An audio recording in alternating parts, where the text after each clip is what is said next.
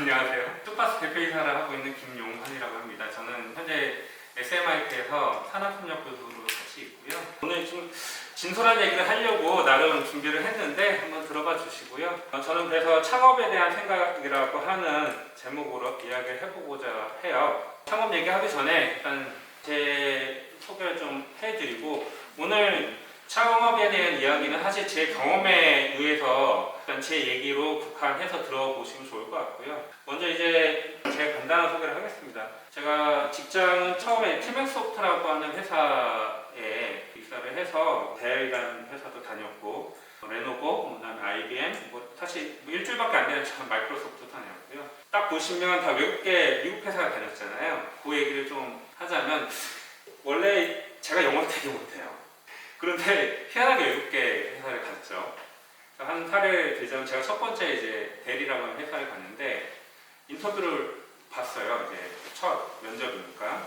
근데 이제 세일즈를 뽑는 거였는데 딱 갔는데, 이제 아직도 기억에 남는 게, 저를 인터뷰하시는 분이 영어로 자기 소개를 해보라고 그러더라고요. 그래서 보통 introduce myself 이렇게 하잖아요. 실제 했는데 이렇게 했다 안 되겠는 거예요. 그래가지고 원래 세일즈 잡을 뽑는 거라서 제가 뭐라고 했냐면, 저 영어 잘 못하는데 사실 저는 많이 팔러 왔다. 그건 내가 자신 있다. 그 얘기 한마디 했어요. 그러니까 틀린 말 아니잖아요. 세일즈 잡인데 뭐 많이 팔면. 인터뷰가 한 1분, 2분 하고 나왔어요. 그런데 3시간 내에 합격했다고. 그때부터 제가 외국계 회사 생활을 시작을 한 거고, 저도 레노버라고 썼지만 사실 이제 IBM PC 사업이라고 해서 싱크패드, 노트북 이런 거 그 데스크탑 하는 부서에 또 갔었는데, 그때도 이 대회에 있다가 글로 넘어갔는데, 그때 인터뷰 할 때 기억이 나요. 사실 IBM도 영어 시험 보고 다 하거든요. 근데 저한테 이제 영어 시험 보기 전에 먼저 미팅을 하는데, 갑자기 너 티맥소프트 나니? 그때 상무님이 네. 티맥소프트 물어보면 돼? 물어보시라고 전화를 하시더라고요. 그러니까 다음 주에 출근하세요. 이렇게 됐죠. 그러니까 제가 티맥소프트 다닐 때 그래도 좀 성실히 다녀서 거기에 이제 윗분들한테 귀여운 거 좀 잘 받았었나 봐요. 이제 몇 년 후에 다시 IBM을 재입사했는데, 그때 이제 영어 시험도 보고 뭐 이게 했거든요.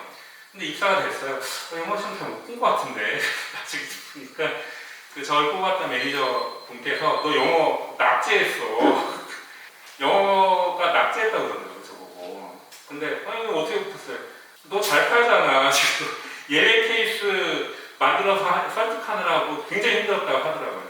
제가 왜 이 얘기하냐면, 사실 제가 영어를 잘 못하고, 하지만 미국 회사에 되게 오래 다녔어요. 근데 중요한 건 영어를 잘하는 중요한 게 아니라, 저 사람들이 저를 뽑는 이유는 영어 잘하라고 뽑는 게 아니라 잘 팔으라고 뽑는 거일 거잖아요. 핵심을 잘 알아야 된다고 생각을 해요. 외국계 회사 이제 가고 싶은 분들이 꽤 많을 건데, 혹은 대기업도 마찬가지예요. 많은 분들이 이제 대학교 졸업해서 대기업이나 외국계 기업을 가려고 해요. 근데 솔직히 이제 현실적인 얘기하자면, 서울 연고대 나오신 분들도 지금 대기업 외국계 기업 잘 못 가세요. 근데 약간 생각을 바꿔서 좀 누구나 가는 길이 아니고 약간 돌아가더라도 갈 수 있는 방향성을 만들면 된다라는 거거든요. 제가 학교는 이제 원래 이제 가톨대학교를 다녔다가 여기 석사를 서울미디어대학원 대학, 저 때는 이제 한동미디어대학원 대학교였고 이제 학교 이름 바뀌었잖아요. 사실 그때 이제 백이태 교수님하고 만나서, 여기 보시면 저 밑에 백이태 교수님하고 이렇게 서 있는, 세 사람 서 있는 거 보이시죠? 제가 이제 처음으로 교수님하고 창업 오디션 뭐 이런 걸 같이 해서 출전했는데, 사실 제가 크게 하는 거는 없었고, 저기서 은상을 받았어요. 은상. 그래서 이제 미래창조과학도 장관상을 수상을 했고, 저 때부터 사실 이제 정부과제라는 거에 대한 개념을 얻고, 저거에 대한 되게 신선함이 있었던 거죠.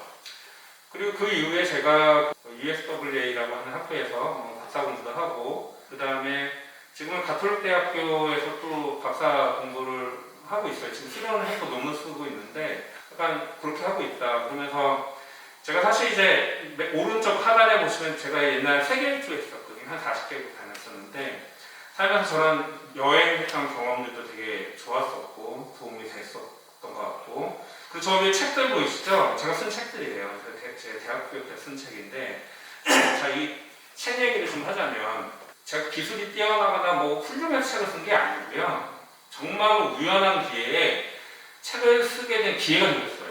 저 빨간 네트워킹 손쉽게 구축하기, 저 책을 처음 썼던 책인데 저게 또 베스트셀러가 돼가지고, 근데 저 책을 쓸 때 내가 책을 쓸 수 있을까 되게 두려웠거든요.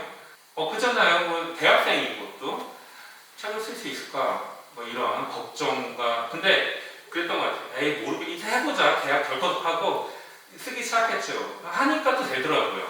근데 또 그게 베스트셀러가 돼서 그 다음 책 쓰게 됐는데, 이게 보면 제가 아까 저 미국 회사 다녔던 거나 뭐 저의 성향이었던 것 같아요. 저 책 썼던 것들 보면 사실 되게 두렵고 힘든 것들이었는데, 그럼에도 불구하고 한번 해보자. 뭐 잘못되더라도 뭐 죽게 하겠냐 뭐 이런 심정이었던 것 같아요. 그리고 그런 성과를 냈었고, 그리고 최근에는 저 위에 인텔 레스포스 코비드-19 뭐 이렇게 써 있는 거 있잖아요. 슈퍼스라 회사 2017년에 창업을 해서 지금 뭐 내년에 상장할 예정인데요. 작년에 저희가 코로나 관련된 모니터링 인공지능 툴을 만들어서 인텔 글로벌, 그러니까 미국에다가 이렇게 제안을 했는데, 그게 1등으로 선정을 돼서 상금을 받아서, 오른쪽에 조그만 사진 거 잘 안 보이실 것 같은데 지금 회사가 캐나다에도 법인이 있습니다. 캐나다 법인은 사실 슈퍼스라 회사 한국은 요즘 들어 이제 메디컬 분야에서는 조금 알려졌는데, 사실 한국보다는 캐나다에서는 꽤 이름을 널리 하고 있습니다. 삼성이나 LG전자와 같은 급으로 캐나다에서는 저희를 대우해주고 계세요. 그래서 캐나다의 각종 행사나 뭐 이런 것도 있으면 삼성, LG, 슈퍼스 이렇게 합니다. 사실입니다. 오늘 이제 하고 싶은 얘기가 앞에 거를 이제 기반으로 쭉쭉쭉 이야기를 해보고자 합니다. 일단 창업에 관련된 얘기인데, 우선 전 창업에 대해서 부정적이다. 하지 마라 라고 말씀을 드리고 싶고, 근데 그럼에도 내가 창업을 해야 돼 라고 하면 그 다음에 어떻게 해야 될지를 좀 적어놨어요. 만약에 한다면 어떤 마음가짐과 자세를 가져야 될까, 그리고 뭐 변화에 대한 이야기, 사람에 대한 이야기, 목표에 대한 이야기, 뭐 이렇게 이야기를 해보도록 하겠습니다. 자, 이제 창업하지 마라. 진짜 여기 보시면 사실 창업하면 다 망해요.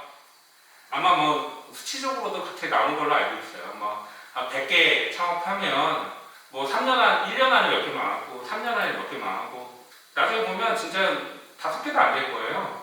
3년 지나서. 그리고 불구덩이 속으로 신용불량자, 범법자 이런 얘기 썼는데, 제가 오른쪽에 이야기를 쓰자면, 제가 이제 티맥소프트 처음에 들어갔을 때 첫 직장이었죠. 제가 지금 46살이거든요. 100억을 벌고 싶다라고 마음을 먹었었어요. 티맥스 20대 후반에.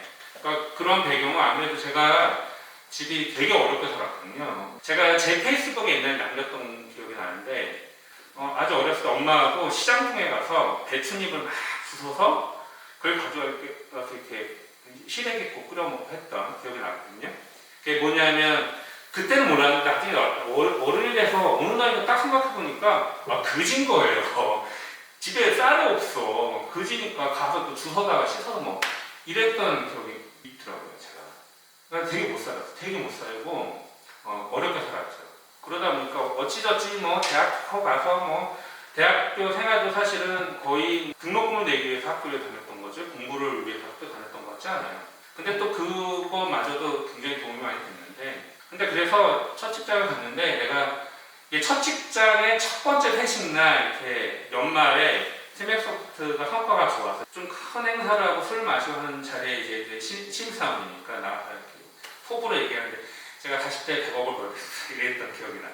왜냐면 워낙 못 살아가지고 경제적인 그런 부분들을 빨리 벗어나고 싶었던 거죠. 저 여기 보면 신용불량가 20억비.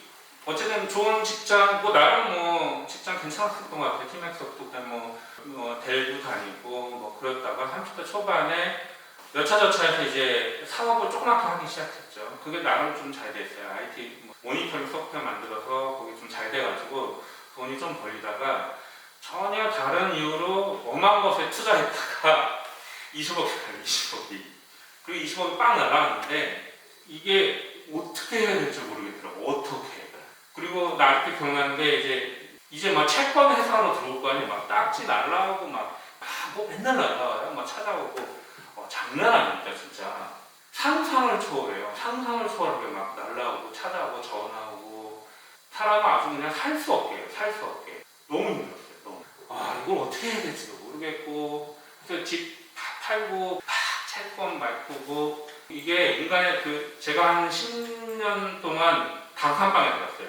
딸하고 와이프하고 저렇게 셋이 살았는데 이건 인간의 삶이 아니에요. 너무너무 힘들어요. 당연히 가족과의 불화가 나겠죠? 이런 게 남의 얘기가 아니라는 거예요. 사업하면 망하더라도 그냥 딱 소화할 수 있을 수준에서 망하면 되는데 근데 되게 재미난 게 뭐냐면 내가 1,000만 원 빚져도 자살하는 사람인데요. 상황이 안 좋으면 그 1,000만 원도 정말 나한테는 엄청나게 큰 돈이거든요. 1,000만 원이 뭐야? 단돈 10,000원이라도 이건 다른 얘기거든요. 저 20억 하고 제가 어떻게 했어요? 진짜 감당이 안 돼서 원효대교 있잖아요. 죽으러 올라갔지.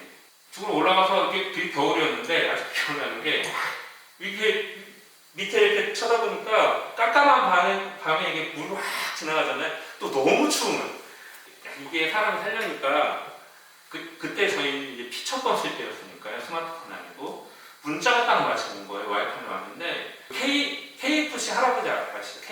켄터키 프라이드 치킨 그분 얘기를 이렇게 보내준 거예요. 딱 보니까 그때 처음 알았는데 그분이 사고 한 1,000번 사실 다 실패했다고 그러더라고요. 정말 많이 사업을 실패하고 70 몇 살 돼서 길거리에서 이제 그 포장마차에 닭 튀긴 거지. 그게 이제 KFC가 된 거예요. 그게 하나 딱 터져가지고 그걸 보고 내가 여기서 죽으러 왔다는 게 갑자기 부끄러워게 내려왔어요. 그리고 그 다음날부터 진짜 상상할 수 없는 그 수모와 가진 걸 당하면서 빚진 저한테 돈 해준 사람 있을 거 아니에요. 다 찾아다녀서 무릎 꿇고 죄송하다 막 그랬던 것 같아요. 그러니까 솔직히 얘기하고 내가 갚을 테니 시간을 주라고 했어요. 시간을. 그러니까 다른 사람도 다행히도 그러라고 하지 뭐 그잖아요. 이 사람 죽여야 뭐 받겠어요. 뭐 어떡하겠어.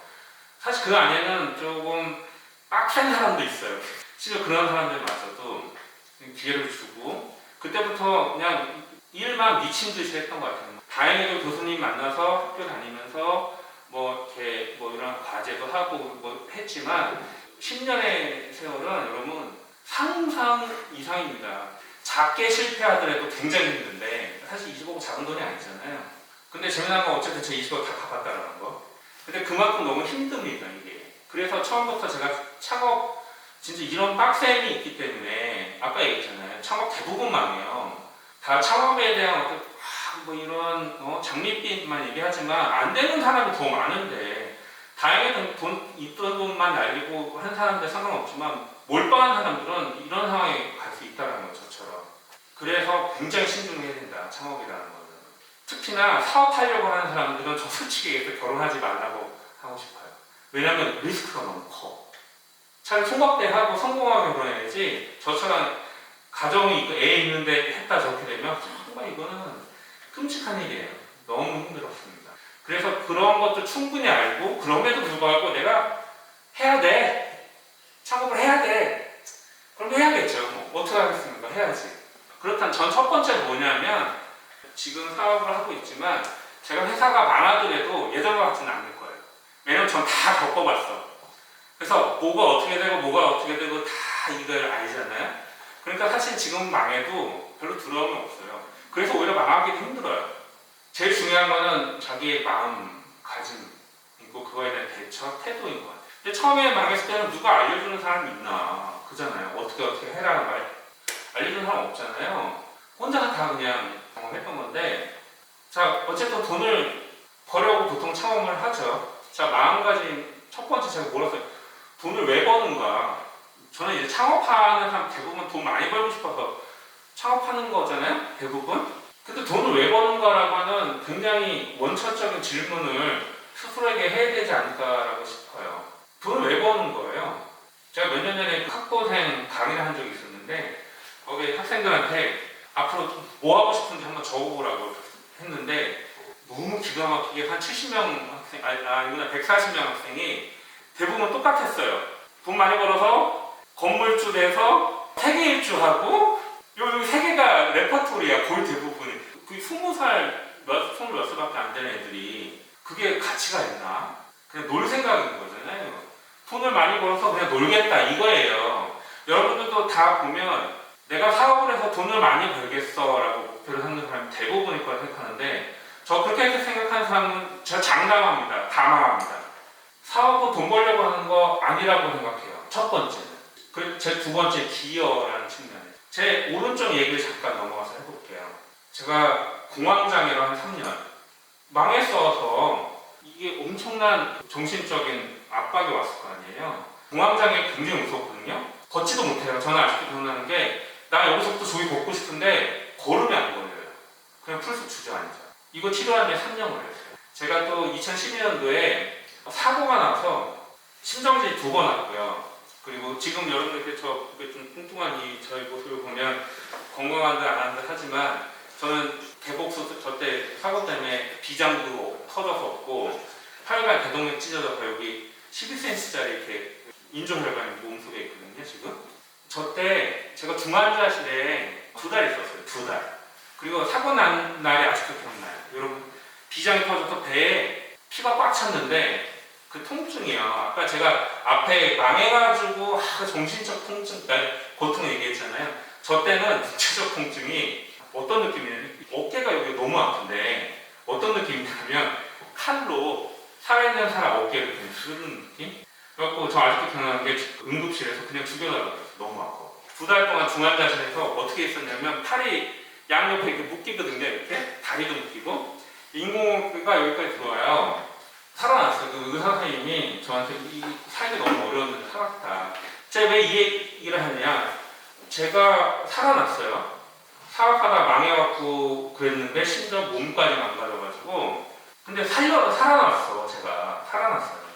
갑자기 저에 대한 여러 가지 생각을 하게 되더라고요. 그래서 그때 어떤 걸 생각했냐면, 제가 종교적인 얘기를 하려고 한 건 아니고, 왜 그냥 쉽게 표현하려고, 하나님의 이유가 있어서 나를 살렸겠구나 라고 그냥 생각했어요.